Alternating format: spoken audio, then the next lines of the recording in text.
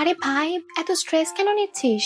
আরে ভাই, কি আর বলবো, ব্যাংক থেকে লোন নিয়েছিলাম, ইএমআইটা পে করতে পারিনি, আর রিকভারি এজেন্টের না বাজে বাজে ফোন কলস আসছে, ফোন উঠিয়ে গালাগালি দিচ্ছে। মানে কি করে? তুই আরবিআই নতুন রুলস এর ব্যাপারে জানিস না? না তো ভাই। আরে নতুন রুলস অনুযায়ী যেই নতুন রিকভারি এজেন্ট অ্যাপয়েন্ট হবে তার সমস্ত ডিটেলস না তোর কাছে এসএমএস বা মেলের মাধ্যমে ব্যাংক থেকেই চলে আসবে, যাতে এটা না হয় যে যে কেউ তোকে কোনো নাম্বার থেকে ফোন করে ধমক দেবে। তাছাড়া রিকভারি এজেন্ট তোকে সকাল 8টা থেকে সন্ধ্যে 7টা টাইমের মধ্যেই কিন্তু ফোন করতে পারে, না তার আগে না তার পরে।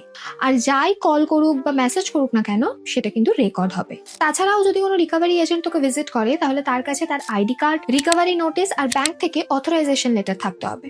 আর এই সমস্ত কিছু যদি তার কাছে না থাকে, তাহলে কিন্তু তুই তার সাথে কথা বলতে বাধ্য নস। সব থেকে গুরুত্বপূর্ণ, লোন রিকভারির জন্য শুধু এজেন্টই তোর সাথে কথা বলতে পারে। তো এখন যদি তোকে যে কেউ এসে ধমকি দেয় যে তোর ফ্যামিলি মেম্বারদের সাথে বা বন্ধু বান্ধবের সাথে কথা বলবে, তাহলে তুই একেবারেই ভয় পাবি না। আর এখন রিকভারি এজেন্ট বানানোর জন্য না তার একটা সার্টিফিকেশন করানোর প্রয়োজন।